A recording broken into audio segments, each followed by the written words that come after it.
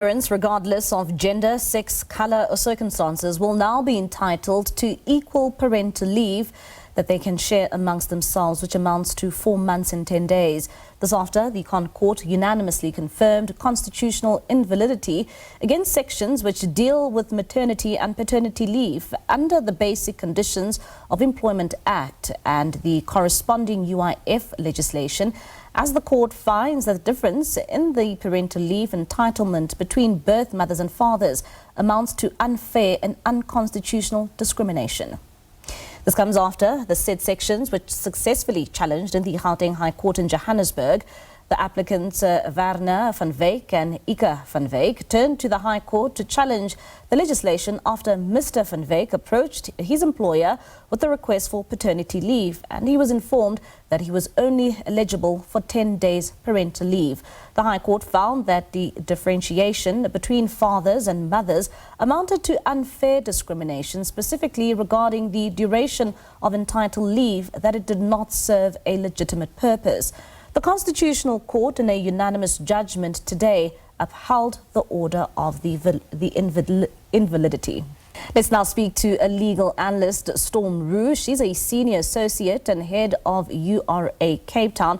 She joins us now via our video link. Storm, thank you so much for your time this evening here on SABC News. I mean, a landmark case that was handed down, the judgment in that matter handed down today at the ConCourt. What is your reaction when it pertains to paternity leave? Yes, good evening, Mbali. Thank you for having me. Certainly a landmark judgment for us, and obviously the unanimous decision of the Constitutional Court, being South Africa's highest court, sets a definitive and new standard for parental leave going forward. This ensures equal treatment for all parents, regardless of gender, regardless of family structure, regardless of parental status. Of course, the matter concerned 2 applications, in fact, which related to an order seeking confirmation of constitutional invalidity on sections which concern maternity and paternity leave in terms of the Basic Conditions of Employment Act, and as well the Unemployment Insurance Fund Act. And of course, I mean, this is it is an unbelievable judgment for us, and I think for South Africa it proves that our constitution is live. It proves that there is substantive equality and not just formal or formative equality. Equality. And yeah, I think it is a great judgment for us going forward, and definitely sets the tone for what the discourse is to look like going forward. And Storm, what does this ruling then mean, for parents? And what does it actually then also mean for paternity and maternity leave between the 2 parents? Absolutely. So in terms of what the leave used to look like in terms of our law, in terms of Section 25 of the Basic Conditions of Employment Act, an employee, being the biological mother, was entitled to 4 months unpaid maternity leave. Then, on top of that, biological fathers were entitled to a mere 10 consecutive days unpaid paternal leave. Then, obviously, we move into the realm of adoptive parental leave and surrogacy arrangements. And in terms of those 2, they were they had the authority or the luxury of 10 weeks consecutive unpaid adoption leave and surrogacy leave. That pertains to children. The adoption leave pertained to children under the age of 2. And then for the other parent, the parental leave amounted to 10 days. So, I mean, the implication is just that going forward, it is now a total of 4 months and 10 days leave that is to be shared between parents. This is, so for example, where only one parent is employed, such parent is entitled to the full parental leave. In the case of a biological birth, the mother has preference in respect of the time that's allocated for preparation and recovery of birth. But subject to that qualification, the parents are entitled to share the leave as and how they wish. And I mean, the ideal, if both parents are employed, is that the parents split and share the leave as close to half of the 4 months and 10 days as possible. And how does it then get implemented by employers in South Africa? That's a very good question. Look, in terms of, I mean, when you look at employers, they definitely have I mean, the implication for employers is definitely going to change now. Employers must now extend parental leave benefits to all parents, regardless of gender, regardless of birthing status. And what that means is this includes fathers. This includes non-birthing adoptive parents or surrogacy parents who are not, or commissioning parents, who are not entitled essentially to share in the 4 months and 10 days of leave.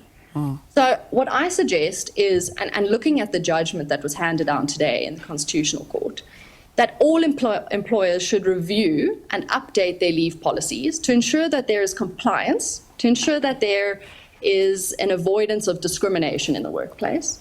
And where paid maternity leave has previously been offered only to birthing mothers, obviously now these benefits should now be extended equally to all parents. And in terms of employees, in the same vein, there's an implication on employers and there's an implication on employees.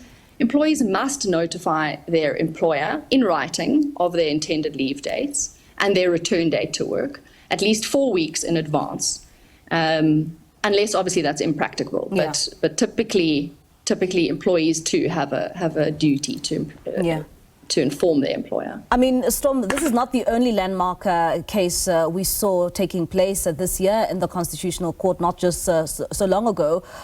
We saw the other landmark ruling, pertaining to surnames and saying that men are allowed now to take their wives' surnames if they wish to do so. What does this all say about, our changing society, and also now where men also, or fathers, have equal rights to mothers when it comes to parental leave? No, exactly. I mean, the case you're talking about is Jordan versus the Minister of Home Affairs.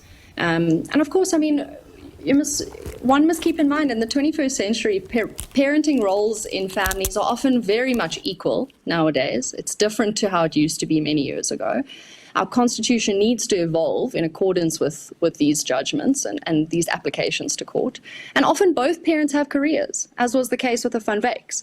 And the decision of who should be the primary caregiver in a family should be a decision of that specific family and should not be dictated by our law. And I think both judgments, certainly the landmark judgments that are currently pending and landmark judgments that have been handed down, like Jordan in September of this year, and like the Van Wyks matter now, it speaks volumes about our Constitution's flexibility. It speaks volumes of our dynamics of equality in our jurisprudence and how constitutional law can and is capable of adapting and evolving with our social values.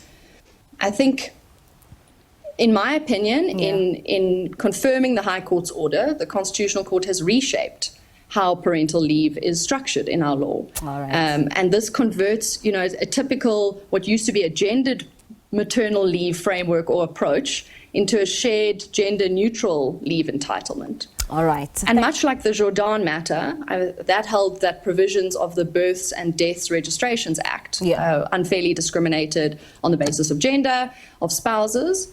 And in that matter, spouses now who wish to do so may fully assume each other's surname. All right. And in my view, these rulings are evidence of the Constitution being alive and that it's capable of evolving to our society changes and pushing back on embedded societal norms that no longer suit our democratic values. All right. Storm, thank you so much for your time and for your contributions here on the show. That's Storm Roux.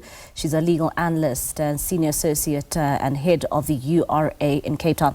They're giving us her thoughts when it comes to that ruling from the Constitutional Court today when it comes to parental leave.